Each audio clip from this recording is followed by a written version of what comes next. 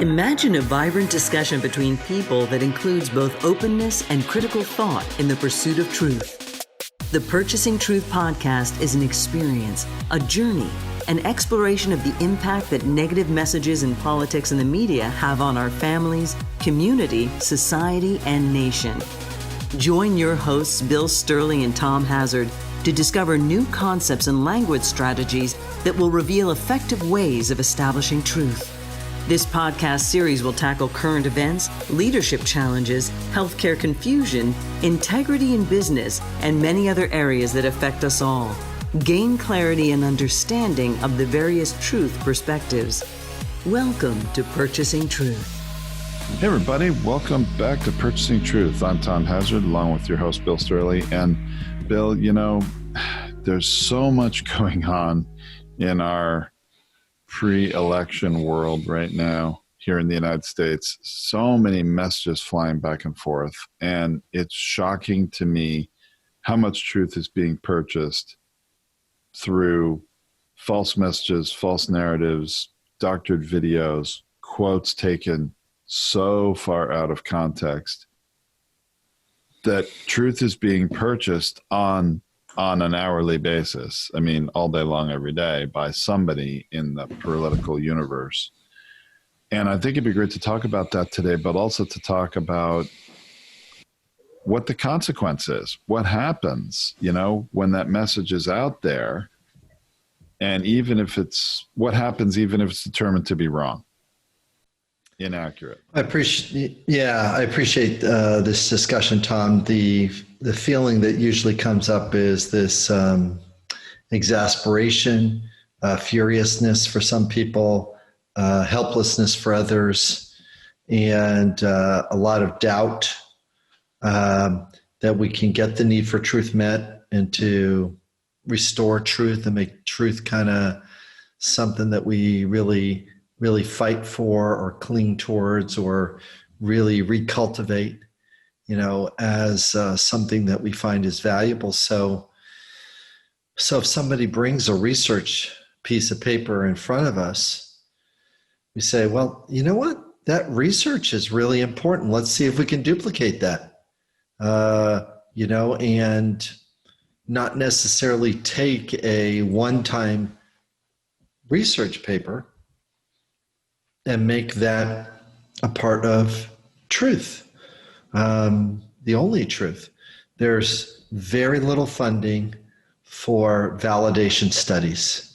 So what winds up happening is a researcher can take 15 people and say that chocolate helps solve cancer because they researched it and they cherry-picked the data. That's a bias. And then the news media says, new report says.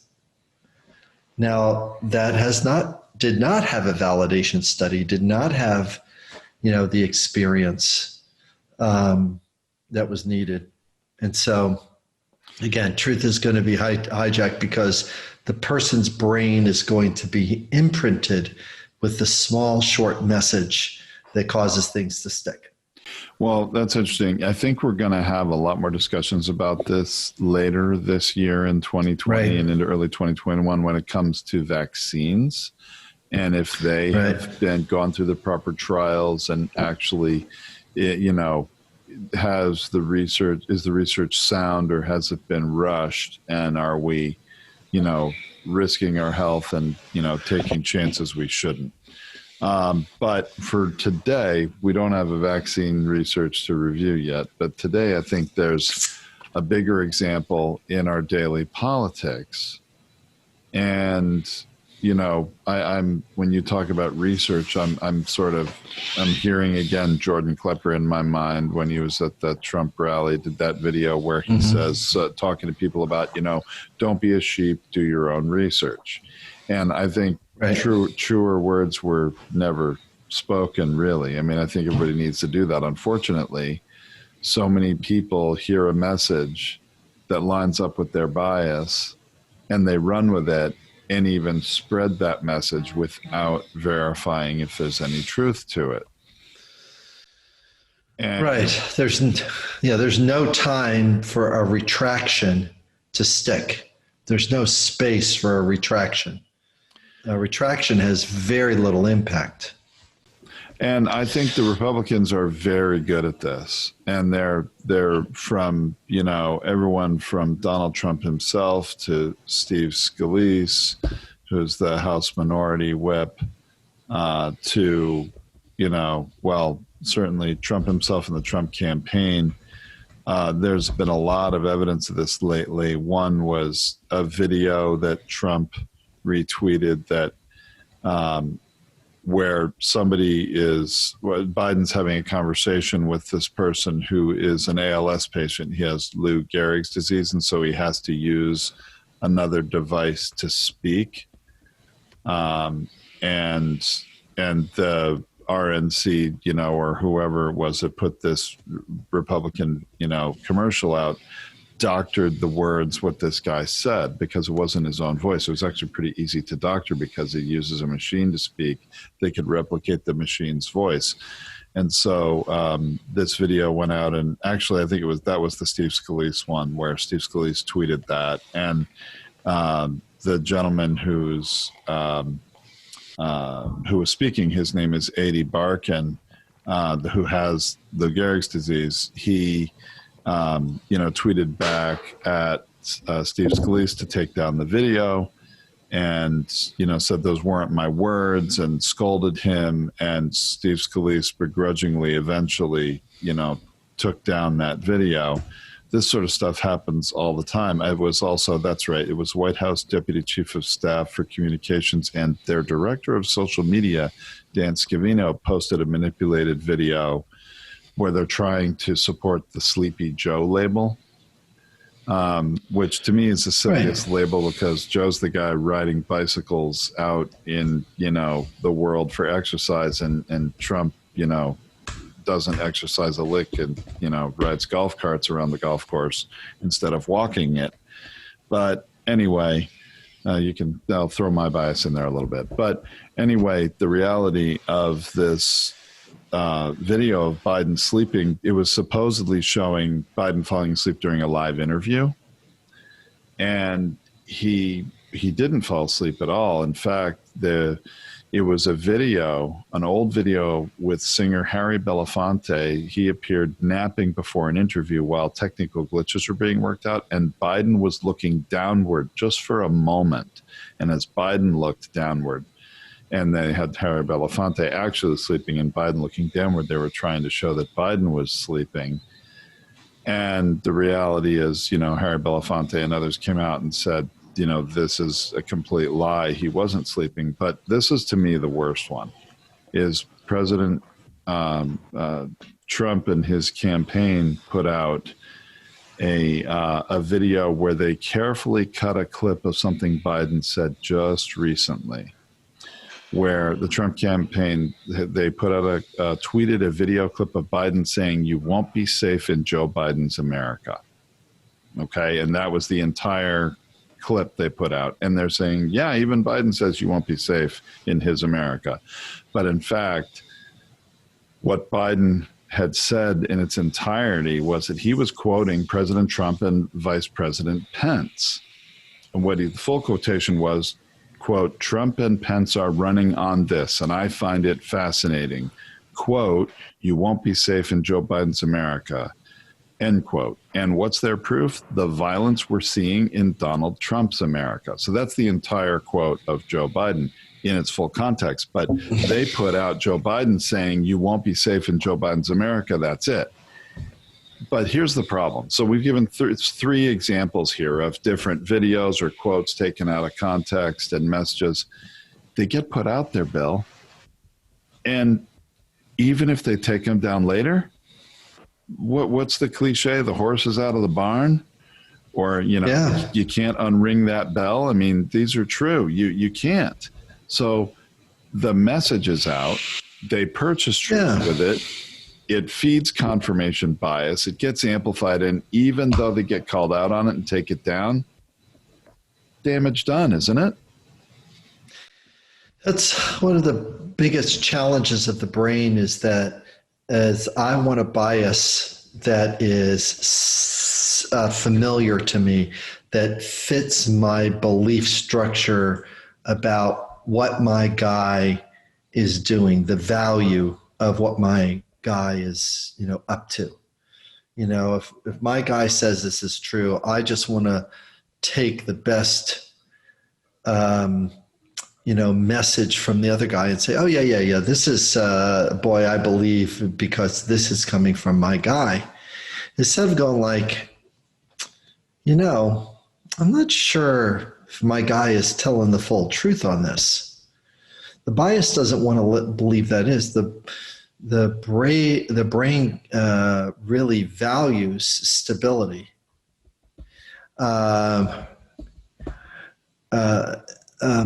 And that is very, very difficult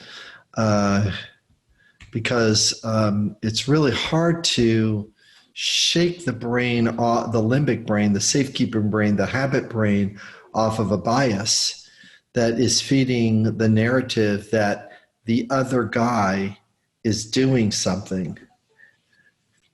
I don't want to believe my guy is doing it, but I'll believe the other guy's doing it because I'm seeing an environment. I want to assign it to the other guy.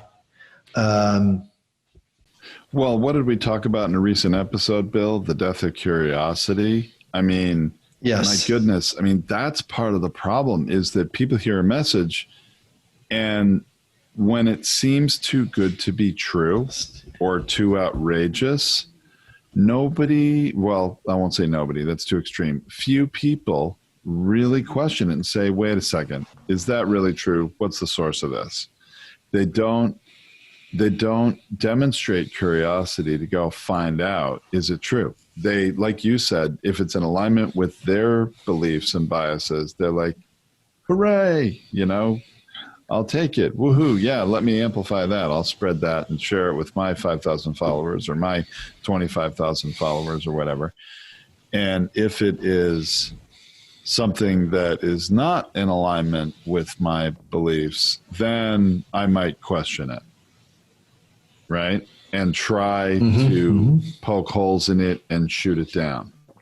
But even if I do that, then isn't it? It's still too late. The message is really out there.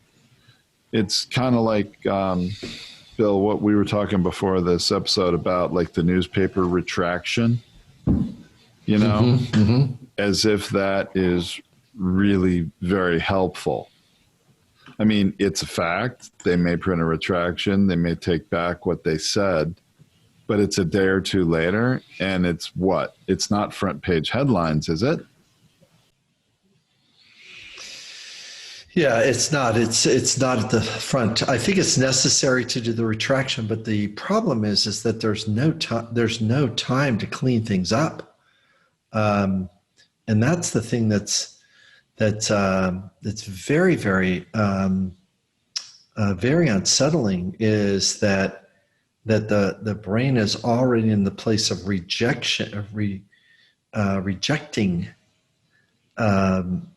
What is actually happening. It's very unsettling because it is such, the brain is in search of stability. And what winds up happening is that if I can just assign this chaos to my opponent, instead of chaos or this chaos to the issue, if I assigned it to the opponent, then I'll win. And that's actually where the traction is taking place. The traction is not about, who's better and who's more skilled and who's more better to do the position. What's available is what the voter believes. And it's really, really unsettling to just even slow down to go like, so the brain is going to reject truth in order to have a stable belief. And regrettably, the answer is yeah, actually it does that. I'd rather believe what's true or believe what's stable rather than to believe what's true. Now, you and I are going to have a very uncomfortable discussion right now about what brands happens during the branding process. So if I'm to pick on a brand and I say about this brand, it is not safe. So let me pick a brand that's dead. Pontiac cars. If I say that Pontiac cars are not safe because they're not safe because of XYZ, and they have this, and they're not safe because Pontiac cars aren't really safe, or Pontiac cars break down, or Pontiac cars do this. All of a sudden, the brain is believing that the need for safety is not associated with the Pontiac car. And it's going to go like, well, I heard this message one time, so I'm not going to really shop over there because I heard this message about safety. Now, if there's a clever slogan that's associated with a brand, it also can be very damaging. So Fiat had to work against a clever brand, an anti-brand, which was Fiat, fix it again, Tony. It was a slam on Italian-made cars, where Fiat was going like, "What do you mean? Our cars break down the same as everybody else's cars. In fact, we have a better things. How do we get stuck with this, the Italian fix it again, Tony, and this slam over here?" And that is something like 30 years old, but it's still sticking in my brain. And so even though they've done all these improvements and all these things and have a stellar record, and they're in pretty good shape as a car company, and they've retooled and they've bought other car companies and blah blah blah and completely upgraded and got their act together. Nope, the mental engram is going to stick. People will still see Hillary Clinton as crooked. She has made some mistakes, but crooked has been associated with her name, and it's also now associated with her husband and blah blah blah. You see what I mean? The label has stuck. It sticks. For sure. Yeah. Well, and wouldn't you agree, Bill? It seems, at least from my perspective, it seems like the Republicans are much better at putting out these messages that stick, and putting out messages, even though it may be a false narrative or not even just a partial truth, but not true at all. They're very good at putting out these messages, and then, okay, yeah, they'll delete the tweet, they'll take down the video, whatever, but it's too late. The message is out there.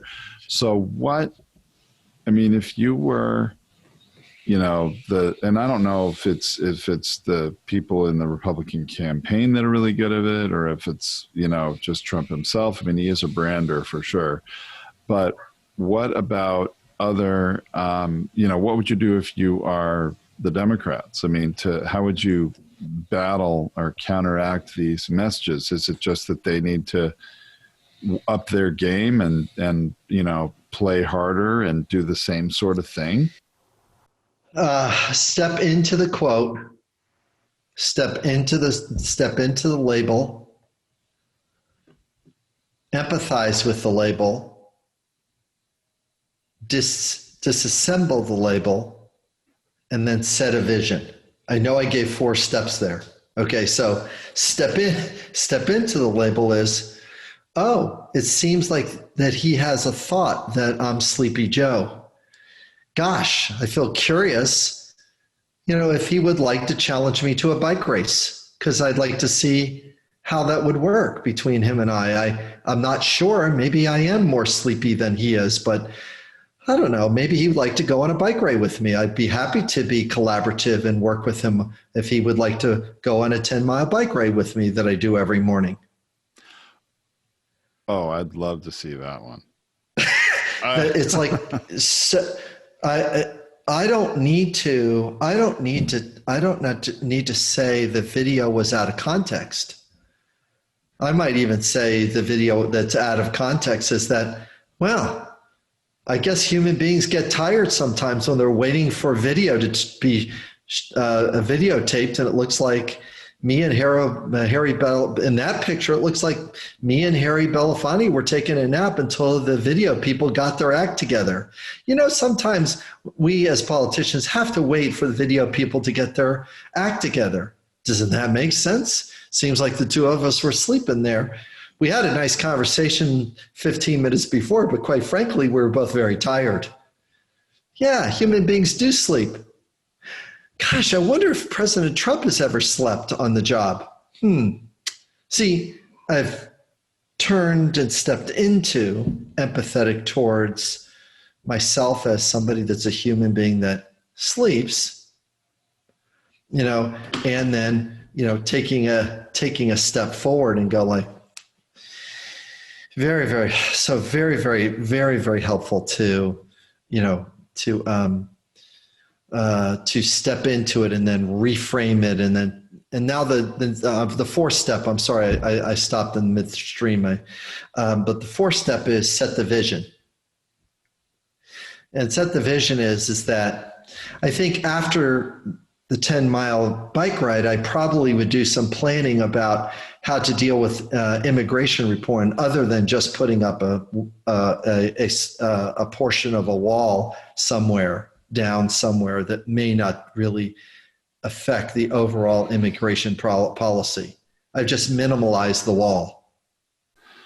And that was pretty brilliant, because you pivoted twice within those first steps. First of all, you stepped into the label of Sleepy Joe, but in a way that did not even waste time arguing the fact that the video was false, because it's not important. Arguing the facts, as we've said, is not important. But what you did is you immediately pivoted to put out a counter narrative. Right. A counter narrative that, you know, made us all, unfortunately, it did to me, just as you did it, have the mental picture of President Donald Trump in shorts trying to climb on a bicycle and actually balance on it at all, let alone ride 10 miles. And that was, I thought I really didn't need in my head today. So thank you, Bill. But then you pivoted again from, you know, the brilliant message putting out there about, all right, who's calling who sleepy, to then talk about vision for the country and getting to a real important issue, not just labeling and diagnosing somebody, except calling them names like, you know, a junior high schooler or a grade schooler. So that was brilliant. Now, I have a thought about this, Bill. So I think it was brilliant, but you also were demonstrating how to start on defense and change it to offense. But what about just the fact that the Republicans are sending a barrage of these kind of messages out on a daily basis? Do the Democrats need to up their game and not just respond, but start putting out their own messages that get the same kind of traction? Or is that, you know, is that not going to be helpful? The imprint of leadership is is going to make all the difference. A defensive person is not a leader. The more that a Democratic governor looks and communicates defensiveness, the weaker they look, even though they're being truthful. And they're being honest to say, listen, I have a complex situation going over here. I don't need your help. Instead of going like, there are moments and there are individuals that are taking advantage of the people that are free here, there are people that are looting, that are taking advantage of the things, and we're working towards restoration. We got to heal our city, and quite frankly, if I want a message that is pointing out that there are some individuals here that are taking advantage of it, it's clearly not all those people. And I feel, I feel like that's just a small part of what's going on here.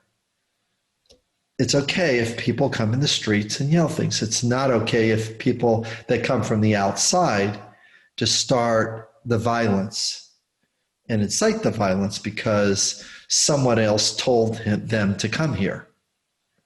Or somehow, as individuals, they thought that it is their right as an American to come and have a belief that they need to help our police. Our police don't need help. We do need some restoration. We do need to fix some of the things of our policies. But as far as help policing, not so much so. If you come here and you have weapons, you will be arrested. End of case. See that all of a sudden I just said, if you come here and you have weapons, you will be arrested. Now notice I just said as a leader, I said, this is what's going to happen. Now the police officers, you're stepping in the place of leadership and going like, yeah, and you will be processed and charged as the weapons as the law prescribes in our city. You cannot bring those things here, no matter what the president says. And all of a sudden, I just elevated myself as a mayor or a governor to, I get to fight the law as much as he does. In other words, you don't get to say you're the law and order president when I'm actually the law here at this town. Don't mess with the local sheriff. I mean, look at all of a sudden, it's like, hey, listen, do you have time to mess with the local sheriff? What are you doing at the national level? Pay attention to your job. It's like, ruh-roh. Did you see it? Immediately it turned that the local guy said, pay attention to your job. I'm paying attention to mine. I'm becoming more, you can see my messaging. I'm engaged in the process of going like, this is what truth looks like to me. And I got problems, but you got bigger problems when you are. You can't even walk down the street without using tear gas. It's like, at least I can walk down the street without using tear gas. What's your issue? See, I'll just keep going like this, Tom. I'll keep giving these one-liners to all the leadership that's out there because they're not in the position to be both compassionate and lead. They don't know how to be empathetic and engaged to draw a line. I'll be empathetic, but I am not going to let somebody hijack truth from me.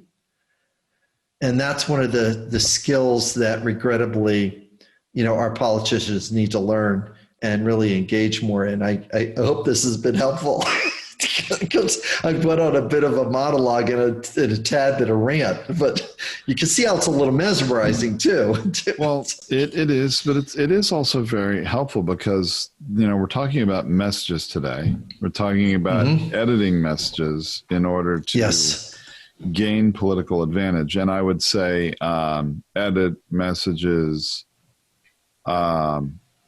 unethically or inauthentically. I mean, we're not talking about just amplifying messages that are true. We're talking about taking messages, manipulating them for your own personal gain or advantage, whatever your cause is, and putting them out there and how those messages stick. But at the same time, you've got to either have counter messages or your own messages that stick and not just be on defense all the time. I agree that when you're in a defensive position, there are ways to deal with it. And you showed an example of that brilliantly, Bill, with your 4 steps and what you could do with that situation. But there's, and there's got to be ways that the Democrats, I think they need to do, some careful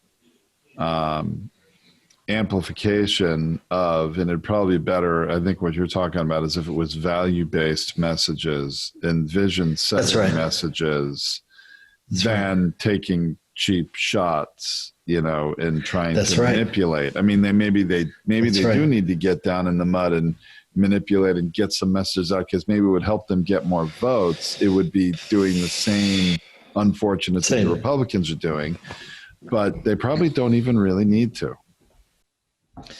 No, they've got to appeal to certainty, the certainty and the stability about that the human brain is craving for. I'm craving for certainty, and I'm craving for stability. It's a big religious belief is God is holding those two spaces for us as human beings, certainty and stability.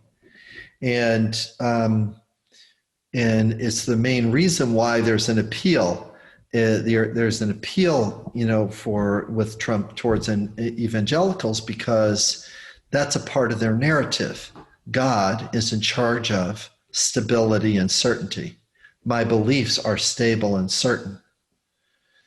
And so they get appealed to from a place of stability and certainty. I am the stable law and order president.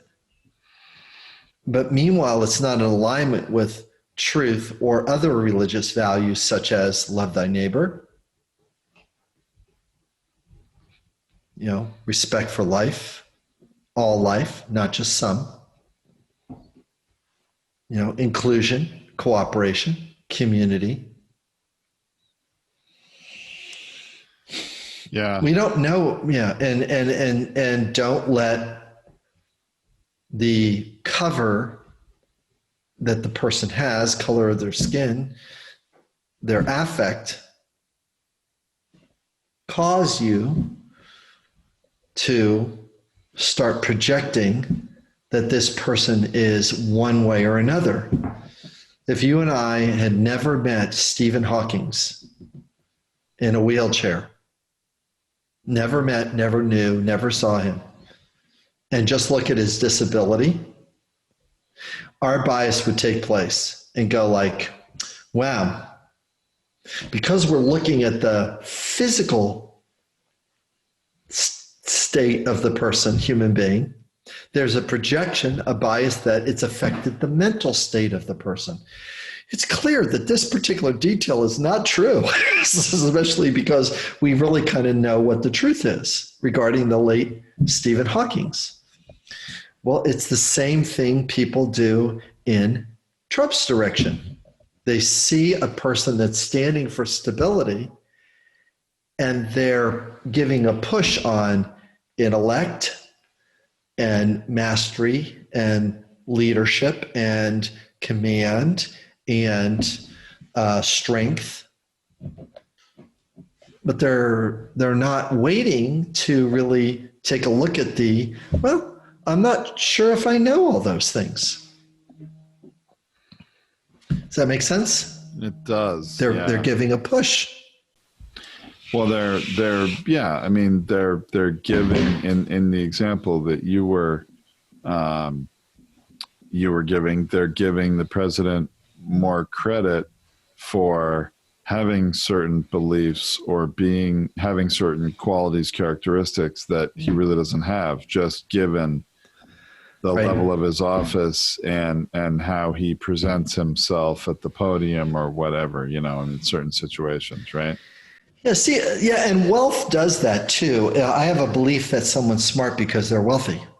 There's a belief that I'm believing somebody's going to be generous because they're wealthy. That's not really true.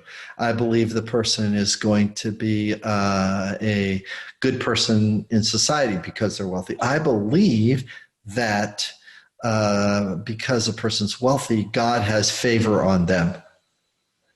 That's a lot of projection, because this is something that creates certainty and stability inside the mind of the, and that's one of the things that political individuals have got to get a hold of, is that it's not about truth, it's about belief. I want to vote. I want the voter I want to follow the voter's beliefs. I'm not interested in re-educating the voter to truth first before I get them to vote. Do you see how weird that is? It's like the weirdest thing. And that's not me talking right now. That's Newt Gingrich talking right now on interview after interview. He goes, I am not interested in giving them the truth. I just want their vote, and I'm going to say things that are in alignment with their vote. But they're not true, the news person says. Yeah, that's not my job. My job is to get the vote. So that's the thing that's a little unsettling, is that we've got to concentrate on where the voters' beliefs are, not necessarily where to get the voter to be an informed voter, because that's something that we've done a lot of work to disable at this point. We've actually going to need to really change the way our society goes to start getting the voter to vote from an informed place. And then we're going to get more of a collaborative and cooperative nation. But, that's just me contributing a different vision. And that vision can be really more effective if we get ourselves back around that. And anybody can do it. Republicans can start talking the collaboration game, but they've got to restore trust first. They got to restore trust first. So, and their values and all the other things that are on the rubble pile right now. So anyway. Oh my goodness. So we have a little bit more work to do here regarding this, and the video editing, the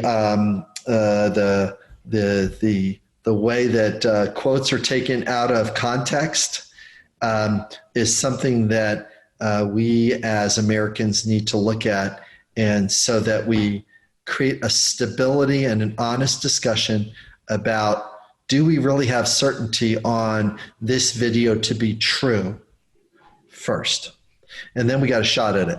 So anyways, there's some more work here, and there are definitely some hoops to jump through, and just want to thank the listeners for kind of staying with us on this, because this one is really a tough one to get a hold of. It sure is. And also to come to terms with and realize, we can't rest easy just because the tweet was deleted or That's right. the message was retracted, because the message got out there and damage is done. That's correct. The damage as far as a brand imprint that needs to be painted over in a new way. That's the thing that needs to take place next. Yeah. So, okay, great, Bill. Yeah. Well, thanks so much. I appreciate that. Yeah. More to come, Tom. Thanks. Thank you for listening to this Purchasing Truth podcast. We trust that you have enjoyed this engaging and thought-provoking conversation. Our hope is that you've received value, found clarity, and broadened your truth perspective in this episode. If you did, leave us a review or visit our website, purchasingtruth.com. Join us again for another informative and content-rich discussion here at the Purchasing Truth podcast. Don't just accept whatever information comes your way. Join the discussion. Discover your own voice. Purchase your own truth.